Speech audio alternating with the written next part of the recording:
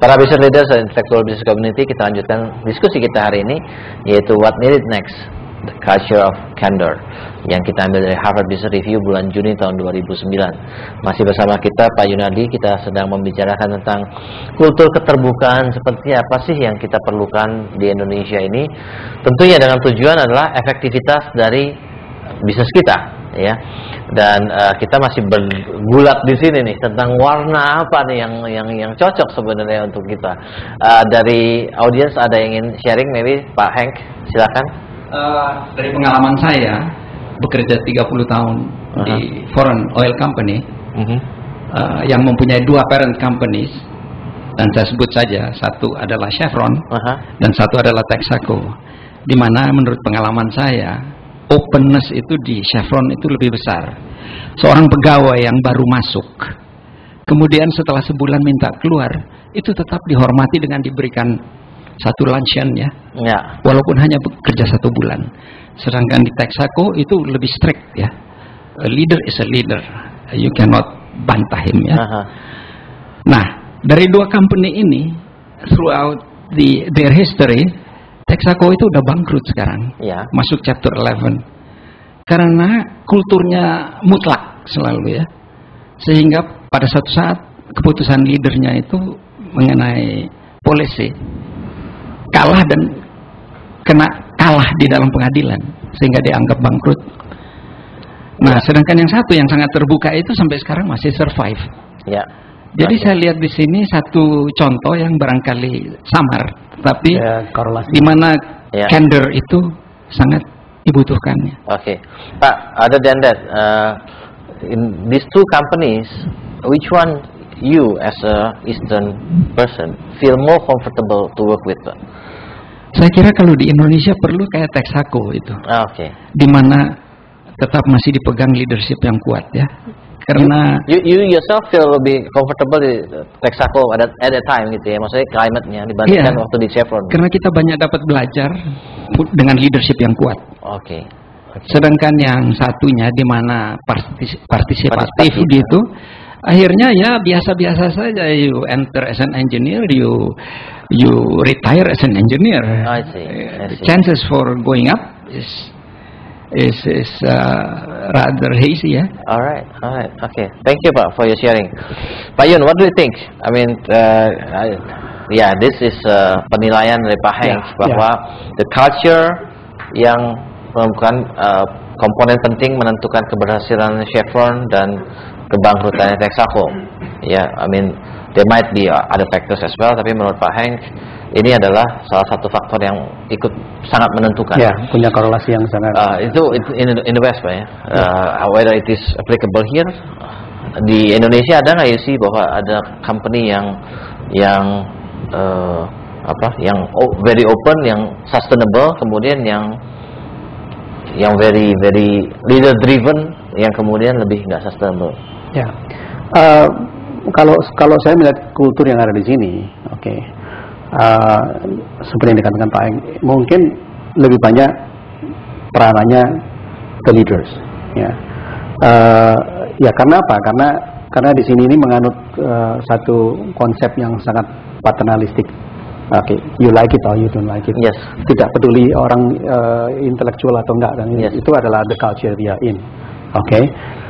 Jadi menurut saya harus ada satu kombinasi ke arah sana. It's not an extreme here atau extreme there. Menurut saya dalam culture ini, satu adalah strong leadership. Tapi kalau strong leadership, lalu kemudian holding the whole information for the sake of holding the power, itu bisa gampang menjadi tirani itu nanti. Jadi dan itu tidak mendidik orang-orang di bawah untuk bisa speak up seperti yang dikatakan tadi. Jadi menurut saya, karisma is not meant by bahwa dia itu mesti menutup semua informasi. Justru dia menyebarkan banyak informasi. Anda lihat aja hari inilah, the whole chaos of the today situations adalah karena informasi yang tidak flowing openly, for whatever reasons. Jadi makin banyak informasi tidak keluar. Anda bisa bayangkan kalau ada satu perusahaan, dan employee-nya atau manajernya mendapatkan informasi tentang perusahaan itu dari orang luar. They will lose the whole trust to the management team. Okay. Nah biasanya ada 3 opsi kan. Dia voice up, okay. Jangan-jangan dikeluarin, yeah. Okay. Atau dia ya sudah nurut aja, ya, follow the crowd. Ya udahlah, pokoknya aku kerja di sinilah, apatis. Oke, and you cannot create a performance untuk orang-orang semacam ini. Jadi oleh karena itu, biar bagaimanapun, it doesn't matter what is the style of the leaders dalam hubungan dengan apakah dia itu very friendly, apakah dia itu very charismatic. Tapi the culture of the company should be an open company. Menurut saya begitu. Now, how much it is open? Tadi yang saya katakan. How much? Okay. Yaitu apakah level fungsional ataukah kita go for itu akan cascading. Emotional? Itu dua-duanya. It should be combined both. Oke, dan itu cascading. Ya, tidak berarti bahwa level manager mempunyai informasi seperti ini. Level di bawah, Anda nggak akan mau ngomongin profit ratio-nya dari produk kacamata ini kepada office boy, dong. Doesn't mean anything to him. Gitu ya. Tapi Anda memerlukan untuk office boy tahu bahwa kita ini akan membuat kacamata yang terbaik di Indonesia dan yang mempunyai yang bersaing, dan dia mesti ikut bangga bahwa I am working di mana dibuat suatu produk yang paling baik. Jadi kebanggaan itu karena dia mendapatkan informasinya. Jadi informasinya tergantung kepada levels juga. Jadi tidak bisa semua informasi yang sama, dan itu diatur oleh how you access that information too. Ya.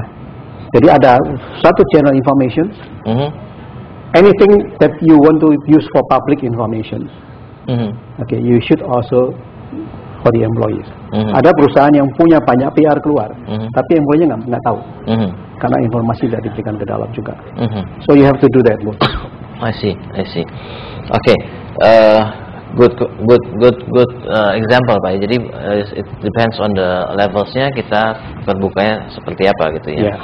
And again. Dan itu ada satu kesadaran how to open it. Ya. Jadi harus ada satu structure mengatakan bahwa we are open. All the discussion is based on fact and data. Lalu kemudian how much data to be given to whom. Ya. Jadi semua itu harus ada. Lalu kapan kita memberikan suatu, makanya diperlukan ada message from the chairman. Kadang-kadang itu semua itu kan informasi juga. Okay, Pak. Because of the time we have to summarize our discussions. So para business leaders and intellectual business community, kita sudah berdiskusi tadi tentang what needed next, a culture of candor.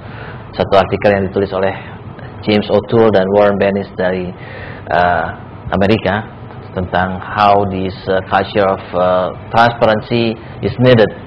Dan artikelnya diambil dari Harvard Business Review bulan Juni tahun 2009. Dari diskusi kita dengan Pak Yun dan para leaders, kita mendapatkan bahwa secara umum kita merasa kita masih perlu meningkatkan transparansi ataupun culture of candor dari average perusahaan di Indonesia.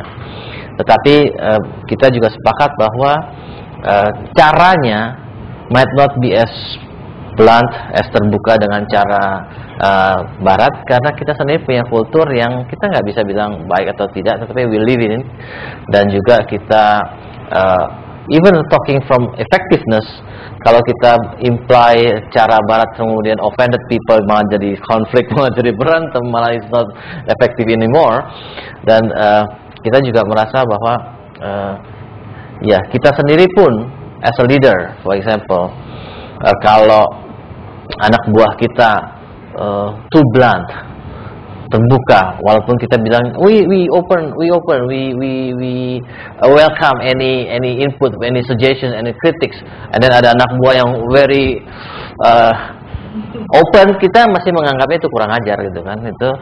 Itu adalah hal yang wajar, yang kita sendiri masih belum terbiasa dengan hal tersebut. Dan juga kita harus tahu bahwa Indonesia has a very wide range of people with educations and cultures-nya, sehingga boleh dibilang for some companies we can easily install very open communications, ya, bahkan panggil nama gitu ya, kemudian power distance-nya kita bisa jaga supaya tidak terlalu besar. Tetapi memang in many companies kita have a very wide variety of people yang memang kita somehow merasa masih perlu juga untuk menjaga adanya satu tata krama, ya, satu tata krama. Tapi bukan berarti bahwa tata krama itu menutupi informasi yang harus kita bagikan kepada karyawan for the sake of effectiveness dan juga for the sake of involvement mereka terhadap company kita.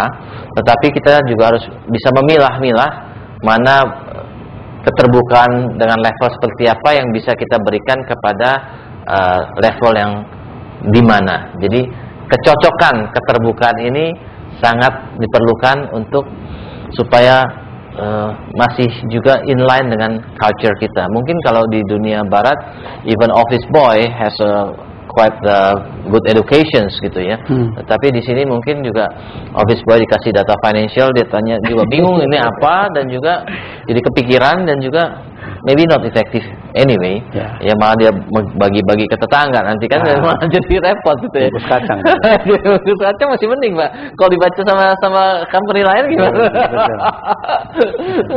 Okay, para business leader and intellectual business community, again, when we talk about culture, we have to be very careful untuk melihat apa yang kita bisa rubah. Tapi as a whole, again, bahwa tetap kalau kita make a summary in one sentence, we still need to improve our culture of transparency and candor to be able to excel globally.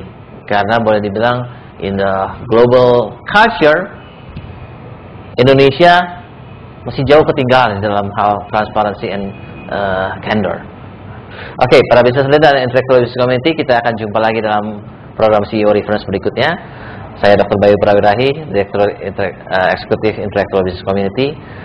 Sampai jumpa dalam program CEO Reference berikutnya. Terima kasih.